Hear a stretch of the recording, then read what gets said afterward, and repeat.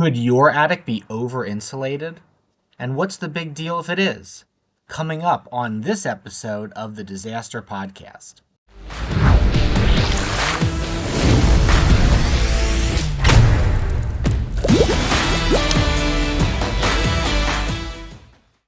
We realize that it may be strange to think that part of your house could be too warm in the winter, but it's true. In fact, while it surprises many homeowners, one of the most common causes of property damage is actually over-insulated attics. And we can certainly understand where property owners are coming from. You go up into your attic to get your Christmas decorations down, and you think to yourself, wow, is it cold up here? And instinctively decide to insulate your attic a bit better. But that could be a huge mistake. Here are some things to consider. Why can over-insulating your attic be an issue? You may think that the purpose of your attic is just to support the roof, but it does a lot more than that. Your attic space is actually integral in regulating temperature inside your home, facilitating airflow and ventilation, and even extending the life of your roof. It does all this with the help of your ridge vent, baffle vents, and soffit vents, which allow air to circulate.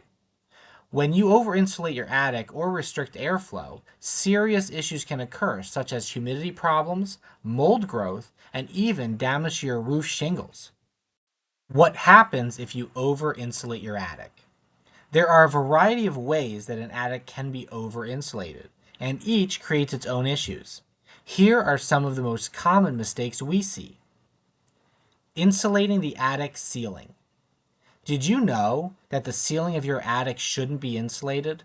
In fact, because this can prevent your attic from being able to properly cool in the summer, this can lead to heat damage occurring to your shingles and can dramatically reduce the life of your roof and shingles. In fact, insulating the roof of your attic actually voids many of the warranties that come with roof shingles. Blocking the baffle vents. A lot of the airflow into your attic space comes in through your baffle vents, so it's really no surprise that it's so common for homeowners to block them up with insulation. We often have conversations with property owners that realized their attic was cold and felt the air coming in through the baffle vents and decided to stuff insulation down inside or against the baffle vents to keep the cold air out. This is a huge mistake, however, because without that airflow, humidity can get trapped inside your attic where it will cause moisture problems and mold growth. Blocking the soffit vents. Your soffit vents can be seen from outside and allow the airflow to the baffle vents. Unfortunately, we often see instances where siding was replaced and the soffit vents were blocked, closed off, or even forgotten. This creates a similar issue to blocking off the baffle vents, where the attic doesn't get the airflow that it needs, moisture and humidity gets trapped in the attic, and mold eventually develops.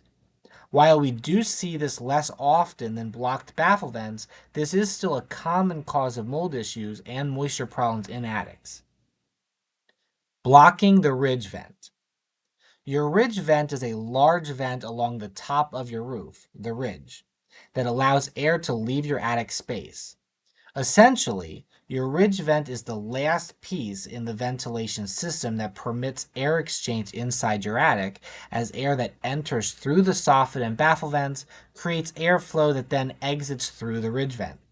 The two most common issues we see are ridge vents that have been blocked as a result of insulating the attic ceiling, which prevents the necessary airflow to the ridge vent, or improper roof replacement or repair that either blocks or fails to properly install the ridge vent. A blocked ridge vent will prevent hot air from escaping, shortening the lifespan of your roof and potentially trapping moisture in the attic that can lead to mold growth. How should your attic be insulated?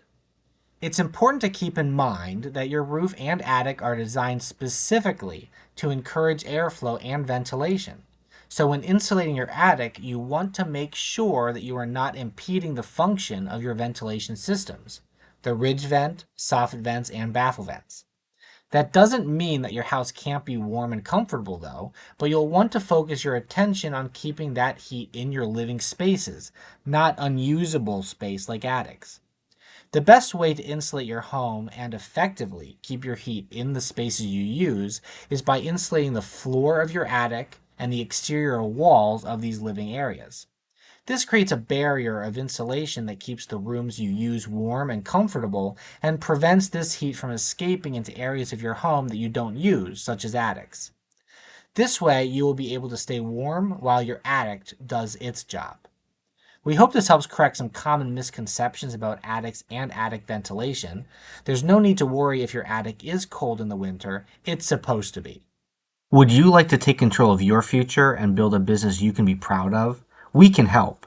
As a Disaster Blaster franchise partner, our industry experts will help you unlock the potential of the $210 billion restoration industry. Disaster Blaster offers the most revenue streams in the restoration industry, training and support from industry experts, a unique model primed for your success, and more. Call our franchise team today to learn more at 302-242-1042 or visit us on the web at disasterblasterfranchise.com. Stay tuned for some frequently asked questions. But while you're here, don't forget to like and subscribe. Have you ever wondered what might be causing mold growth in your attic? Here are a few things to consider. Mold issues are extremely common in attic spaces, but generally fit into two primary causes: water leaks and humidity problems. While a roof leak is most often the result of a sudden event such as a recent storm, humidity problems are caused by long-term construction or design issues. High humidity in an attic space is a serious issue that can lead to moisture condensing on rafters or sheathing, where it will wick into the wood, providing the perfect environment for mold growth. Here are the most common causes of humidity issues in attic spaces and how you can address them. 1. Don't over-insulate your attic. Attics are intended to breathe, so stuffing insulation down into soffit vents or baffles restricts this airflow, trapping moisture in your attic area. 2. Don't vent bathroom exhaust fans into your attic. While not to code, this is still extremely common. Bathroom exhaust should be vented to the outside. 3. Ensure your attic is adequately vented. This is particularly common in older homes that weren't well insulated when they were originally built. These properties relied on gaps in the construction for airflow and often didn't have dedicated soffit or gable vents installed. As your home became better insulated over the years, the gaps in the construction were sealed up, necessitating dedicated vents. 4. Inspect attic air conditioners regularly. These units can leak, resulting in water damage and/or humidity issues. 5. Go up in your attic periodically. Many homeowners rarely, if ever, go up into their attic. As a result, issues aren't discovered until months or years later. If you can't go up into your attic yourself, ask a friend or family member to check on this for you. Can mold make you sick? The understanding of the health effects of exposure to molds in homes and businesses still remains quite limited, but we learn more every day. While we have determined that a number of molds do produce mycotoxins, which have been shown to cause upper respiratory issues, trigger allergic reactions, and aggravate asthma, we have not been able to prove that any particular mold does not produce mycotoxins.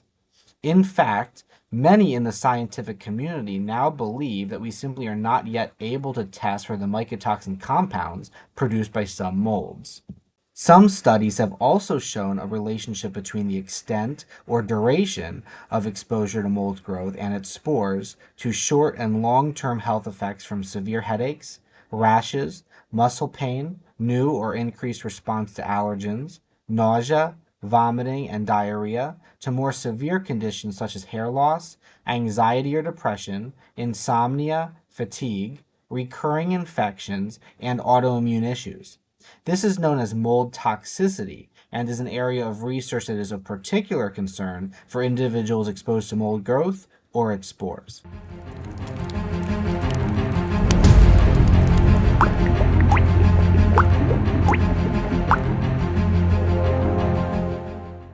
Thanks so much for watching. Don't forget to like and subscribe.